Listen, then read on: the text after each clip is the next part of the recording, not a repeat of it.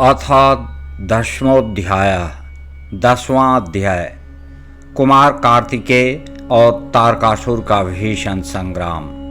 कार्तिकेय के द्वारा तारकासुर का वध, देवताओं द्वारा दैत्य सेना पर विजय प्राप्त करना, सर्वत्र विजयोल्लास, देवताओं द्वारा शिवाशिव तथा कुमार की स्तुति।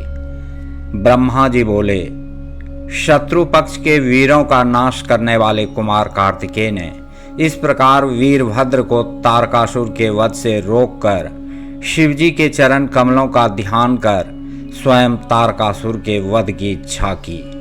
विशाल सेना से घिरे हुए महातेजस्वी एवं महाबली कार्तिकेय गरजने लगे और क्रुद्ध होकर तारकासुर के वध के लिए उद्यत हो गए। उस समय देवताओं, गणों एवं ऋषियों ने कार्तिकेय का जय जयकार किया और उत्तम वाणी से उनकी स्तुति की। उसके बाद तारकासुर तथा कुमार का अत्यंत दुस्सह, समस्त प्राणियों को भय देने वाला एवं महाघोर संग्राम होने लगा। हे मुने, दोनों वीर हाथ में शक्ति नामक अस्त्र लेकर परस्पर युद्ध करने लगे। उस समय सभी देखने वालों को महान आश्चर्य हो रहा था। शक्ति अस्त्र से छिन्न भिन्न अंगों वाले तथा महान साधनों से युक्त वे दोनों महाबली एक दूसरे की वंचना करते हुए दो सिंहों के समान आपस में प्रहार कर रहे थे। दोनों वैतालिक, खेचर तथा प्रापत नामक युद्ध विधियों का आश्रय लेकर शक्ति से शक्ति पर प्रहार करने लगे।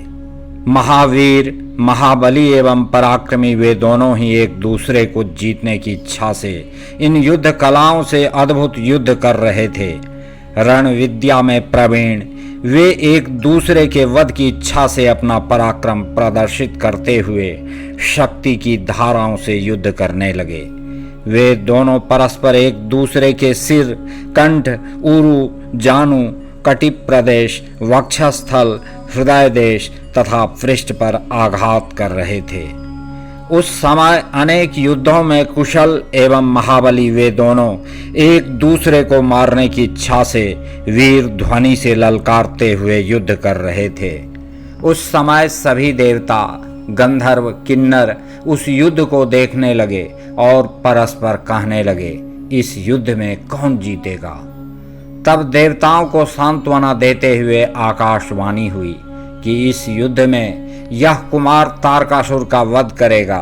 हे देवगणों, आप लोग चिंता न करें, सुखपूर्वक रहें। आप लोगों के लिए शिवजी पुत्र रूप से स्थित हुए हैं। उस समय आकाश मार्ग से आई हुई उस शुभ वाणी को सुनकर प्रमथ गणों से घिरे हुए कुमार अत्यंत प्रसन्न हुए और दैत्यराज तारकासुर को मारने हेतु तत्पर हुए।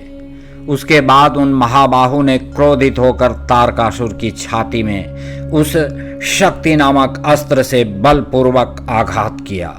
तब दैत्य श्रेष्ठ उस तारकासुर ने भी उस शक्ति का तिरस्कार कर अत्यंत कुपित होकर कुमार पर अपनी शक्ति से प्रहार किया। उस शक्ति के प्रहार से कार्तिकेय मूर्छित हो गए। पुनः थोड़ी देर के बाद चेतना युक्त हो गए और महर्षिगण उनकी स्तुति करने लगे। मदोन्मत्त सिंह की भांति उन प्रतापी कुमार ने तारकासुर का वध करने की इच्छा से शक्ति से उस पर प्रहार किया। इस प्रकार शक्ति युद्ध में निपुण कुमार तथा तारकासुर क्रोध में भरकर युद्ध करने लगे। युद्ध में परम अभ्यस्त वे दोनों ही एक दूसरे पर विजय प्राप्त करने की इच्छा से पैदल ही पैंतरा देकर बड़ी तेजी से युद्ध कर रहे थे। दोनों ही अनेक प्रकार के घातों से एक दूसरे पर प्रहार कर रहे थे, एक दूसरे का छिद्र देख रहे थे। वे दोनों ही पराक्रमी गर्जना कर रहे थे। सभी देवता, गंधर्व तथा किन्नर युद्ध देख रहे थे। सभी आश्चर्य से चकित थे और कोई भी किसी से कुछ भी नहीं कह रहा था। उस समय पवन का चलना भी बंद हो गया। सूर्य की कांति फीकी पड़ गई और पर्वत एवं वन काननों सहित सारी पृथ्वी कांप उठी। इसी बीच हिमालय आदि सभी प्रमुख पर्वत स्नेहाभिभूत होकर कुमार की रक्षा के लिए वहां पहुंचे।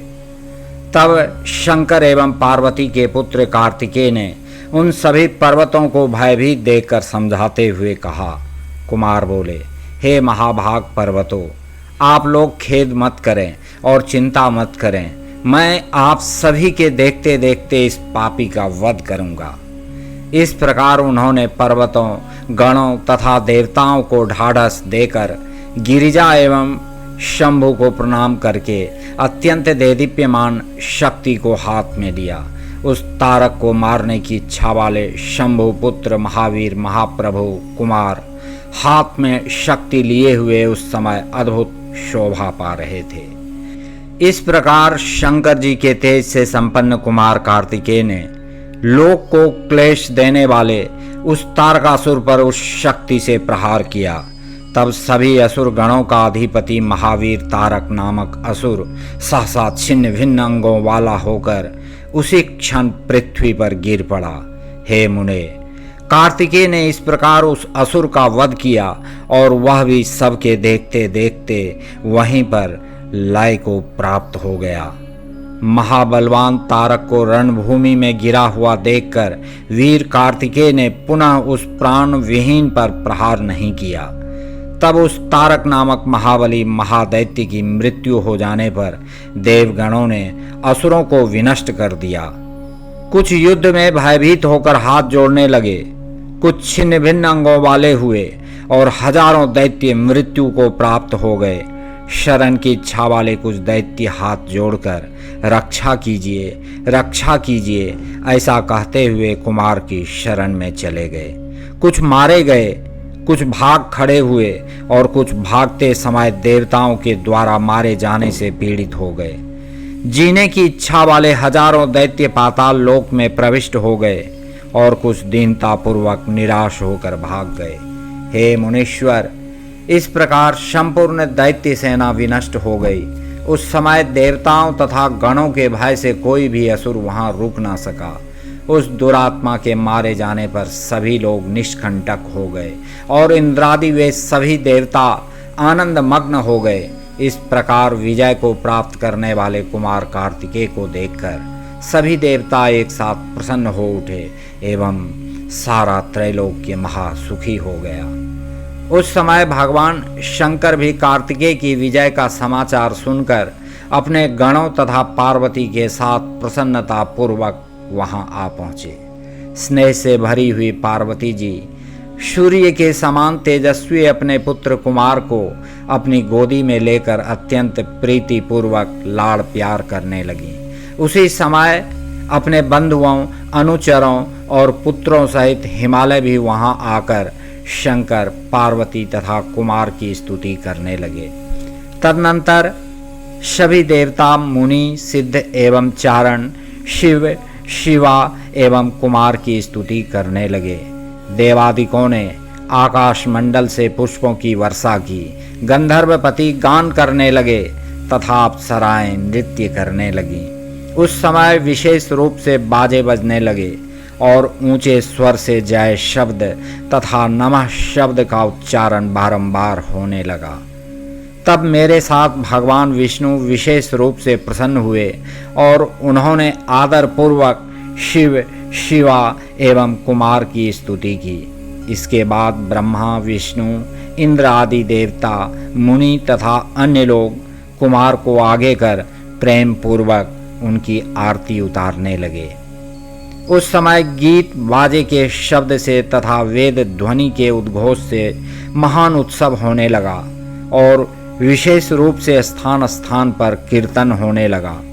हे मुने, उस समय प्रसन्न समस्त देवगणों ने हाथ जोड़कर गीत वाद्यों से भगवान शंकर की स्तुति की।